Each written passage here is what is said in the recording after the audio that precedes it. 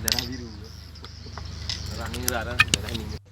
Sudarlun dalam rangka memperingati Hari Donor Darah Sedunia, PMI Ranting Jenip bekerjasama dengan Puskesmas Jenip, UTD RSUD Biren, dan unsur Forkopincam Jenip Biren, Senin 21 Juni 2021 menggelar donor darah. Kegiatan donor darah dipusatkan di lapangan bola kaki Jenip Biren, diikuti puluhan pegawai negeri, warga, dan tenaga medis. Peserta dengan antusias mendatangi tim donor darah. Mereka memeriksa kesehatan, tensi darah, setelah itu melakukan donor darah menggunakan mobil khusus donor darah milik RSUD Dr. Fauzia Biren.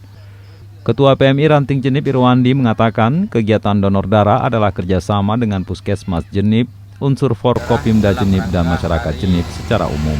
Donor darah sedunia bekerja sama dengan PMI dan Puskesmas Kecamatan Jenip serta Forkopimda Kecamatan Jenip yang kekurangan darah yang selama ini banyak yang membutuhkan, seperti orang yang melahirkan, orang kecelakaan, karena yang kami tahu di UTD banyak kekurangan darah.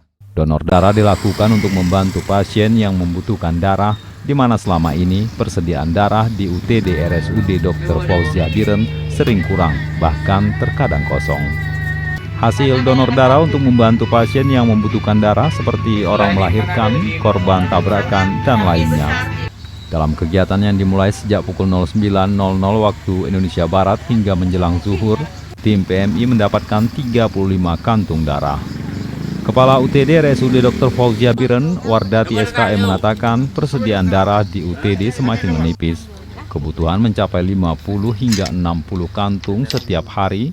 Selain untuk pasien di RSUD Dr. Fauzia Biren, juga untuk pasien di beberapa rumah sakit swasta lainnya yang membutuhkan darah. Dari Biren, Yusmandin Idris, Serambion TV.